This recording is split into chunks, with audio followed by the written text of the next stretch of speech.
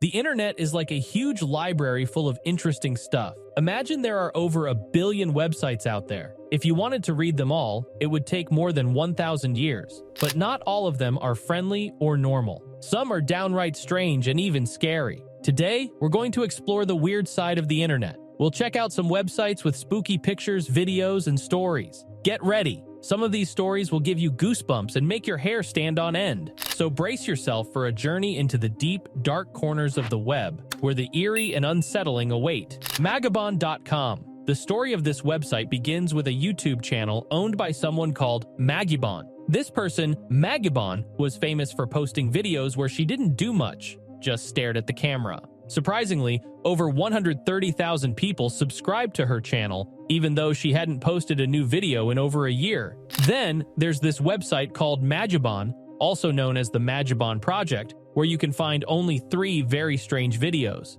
The first video is about a guy named Frank. At first, all you see is a weird-looking man wearing a scary mask, lying in a corner. As the camera gets closer, he starts shaking, and suddenly, a woman's face appears. It's Magibon herself. Then, the video shows a creepy doll with missing eyes and bugs crawling out of its sockets. The second video is still about Frank, but this time, he's wearing a gas mask and there's a drawing of him next to Magibon. It seems Frank is really obsessed with Magibon's videos, as we see him watching them on a huge screen. Lastly, there's a third video that sometimes vanishes from the website. It says "I'm sorry" in English and Japanese, with a flickering background. Not much is known about the Magibon project, but we do know a bit about the person behind it. Magibon's real name is Margaret Lillian Adams. She's a big fan of Japanese TV shows and anime, which is how she learned some Japanese. It seems she's pretty famous in Japan, appearing in magazines and on TV, but she's not keen on talking about her website, so we might never know who Frank really is or what his deal is in this whole thing.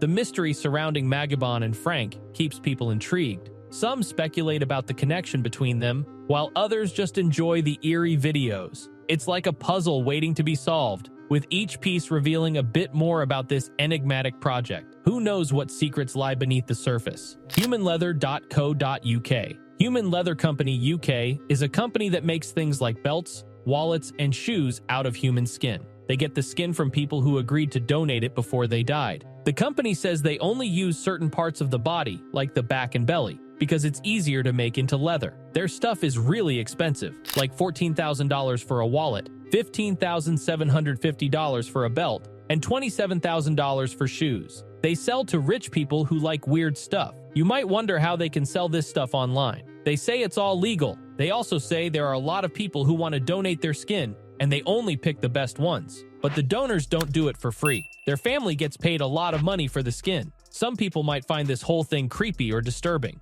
They might not like the idea of wearing something made out of human skin, but others might think it's cool or interesting. It's definitely different from what most companies do. The company probably has to explain a lot to people who ask questions. They might have to talk about how they make sure the donors are okay with it, and how they make the products. It's not something you hear about every day, so it's bound to get attention. Sentimentalcore.com. The person who made this website calls himself Randy Prozac.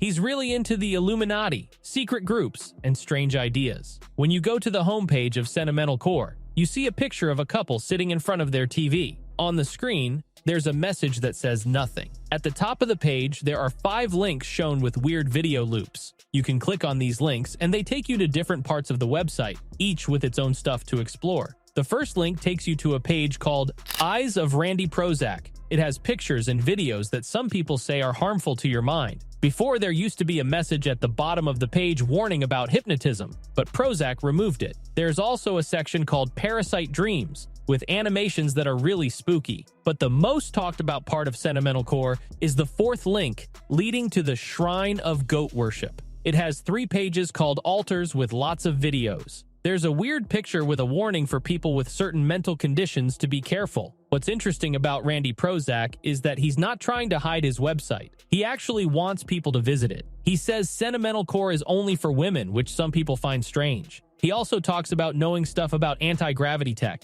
and how his website has audio that can affect your brainwaves. But he says these sounds are meant to help those who are easily influenced. He talks about how websites like YouTube can change our minds too, and he's not shy about supporting groups like the Illuminati and others. Randy Prozak's website is a curious mix of strange ideas and creepy images. Some people might find it fascinating, while others might find it too weird. But either way, it's clear that Prozak is passionate about sharing his beliefs and interests with the world, even if they're unconventional. Whether you're intrigued or spooked by Sentimental Core, it's definitely a unique corner of the internet worth exploring. Hitman4Hire.com. We've all heard stories about the deep web. People say it's a mysterious part of the internet where you can find all sorts of bad stuff, like drugs, guns, and even secret government information. But there's something even scarier lurking in the darkest corners of the web. Some people talk about a creepy service where you can supposedly hire a hitman to hurt or even kill someone for you.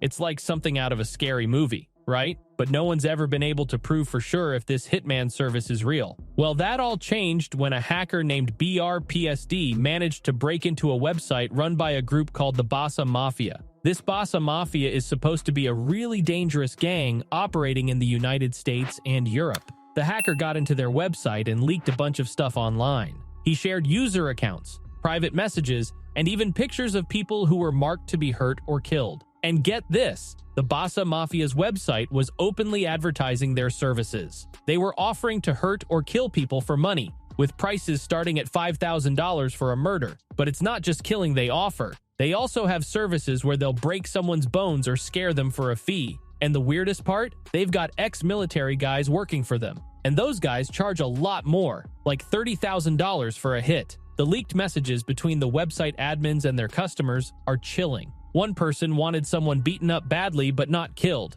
just hurt enough to leave bruises and blood. Another customer gave detailed instructions about the person they wanted killed, like where they lived, how tall they were, and even when would be the best time to strike. And the Bassa Mafia makes their hitmen record their crimes on camera to prove they did the job. They even have to hold up a piece of paper with a special message on it. So thanks to this hacker, we now know a lot more about the scary world of the deep web and the dangerous people who lurk there. It's like something out of a nightmare. CannibalCafe.com. The Cannibal Cafe was a website where people who wanted to eat or be eaten could talk to each other. They shared stories, drawings, and asked for advice on cooking people. A message on the site might say something like, "If you want to eat a beautiful 18-year-old guy, just tell me how you'd feel while eating me, and we can talk about it." Later, someone named Frank from Germany said he wanted to eat someone. What's scary is that a person who used the name Frankie from Germany was arrested in 2002 for killing and eating someone. That's why the Cannibal Cafe got shut down. But you can still see what the site looked like thanks to the Wayback Machine.